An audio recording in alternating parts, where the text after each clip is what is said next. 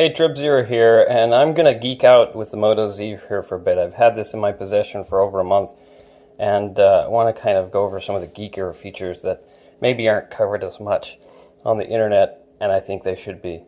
So first off, everybody knows about like the Moto Z. This is the Moto Z Force, Droid Force. It's exclusively on Verizon, but I've got a T-Mobile SIM card. It works just fine in there. Anyway, it's got these connectors on back through which you can do things like charging, have mods that charge the phone, which I've got right here, but also do things like play music. There's even a camera, a nice camera mod with a zoom-in camera. So a lot of things you can do through these sensors. There's a developer kit with some like Raspberry Pi headers, so anything you can do with Raspberry Pi, you can make a mod that does that on your phone, which is pretty fantastic. But moving on, this is the wireless battery charging pack. It adds about, I would say, 20 to 40% more battery life. I can go almost all day with just these two, and never go below 80% on my phone at the end of the day.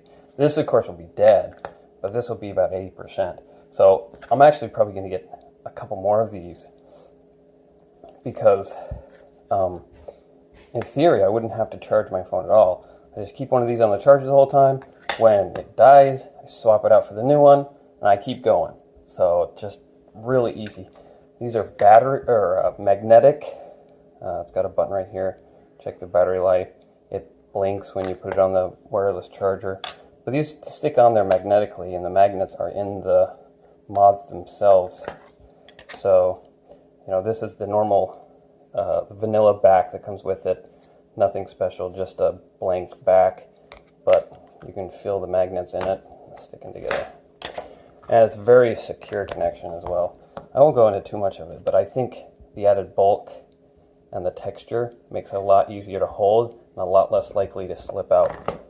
Okay, so with that, let's remove this back, and I want to show you guys some charging features. So I have my handy dandy kilowatt where we can measure the charging. This is the default turbocharger that comes with the phone, at least the Droid Force version. And we're going to hook it up and see how much it charges with. So we'll get that hooked up.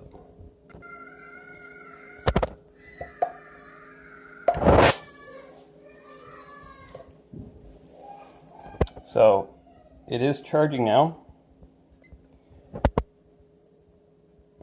15 watts.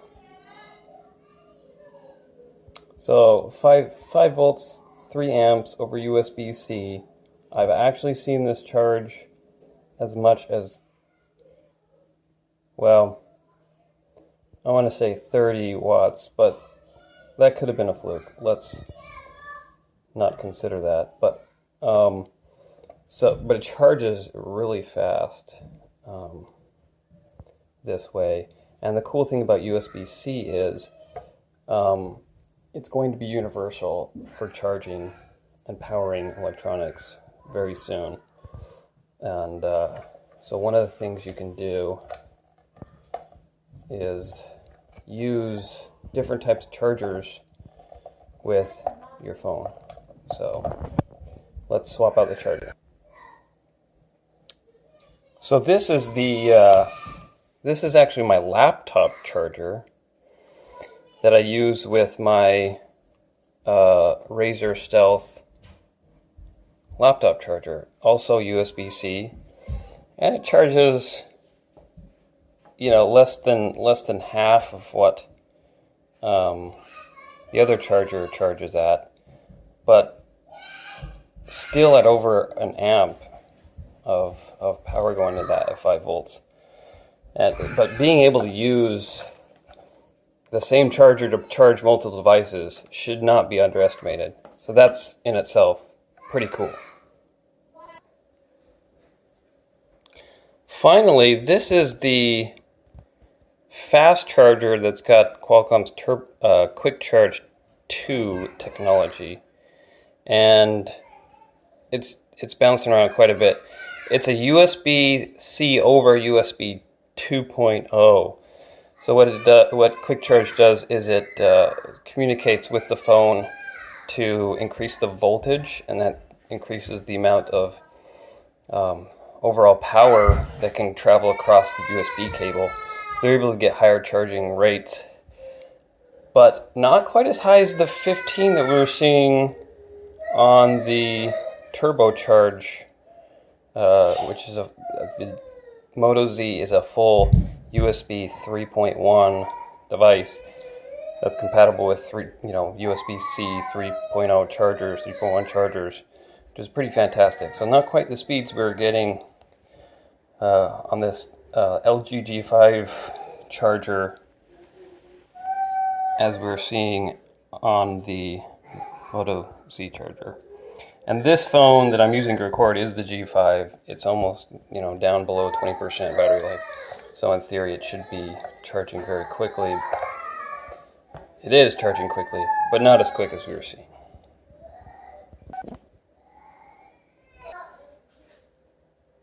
Last thing I want to go over is this. This is one of the only two phones that I'm aware of at the time of this recording that supports the Google Daydream platform. So this is the Daydream headset.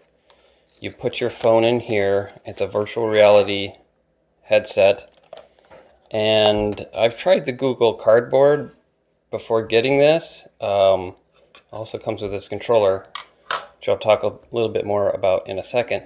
But the Cardboard, like this, like they're two different worlds. Like this is a whole different world of VR with a handset phone.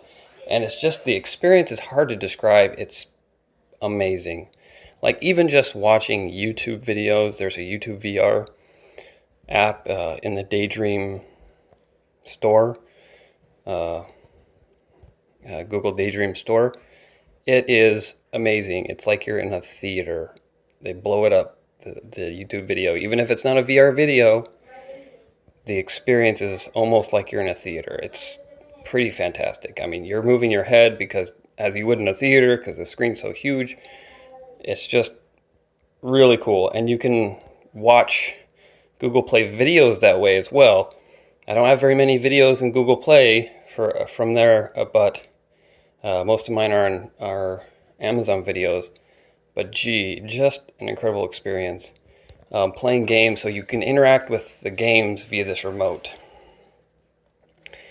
And it's got some accelerometer data. It communicates over Bluetooth with the phone, and you move it around. And in the game, in the screen, it looks like a laser pointer. It's just really clever the way they designed it. And this is like the Moto G. This is in my hand right now, using to record. It's also got Android 7.0. Just barely got an update for it. Just still does not support Daydream. So only the newest phones are going to be able to support it. A lot of cool stuff is probably coming out that uses the platform. It's just changes the experience. I'm convinced VR is the future after using that. So really cool things associated with the Moto Z. I mean, just a ton of cool things associated with the phone. I think it beats out the Pixel, the Google Pixel. I mean, it's almost the same hardware inside, same Qualcomm chipset virtually, processor, RAM, everything. But this just, like, the features, the thing I can do with it, like, you can't use the Google Pixel all day.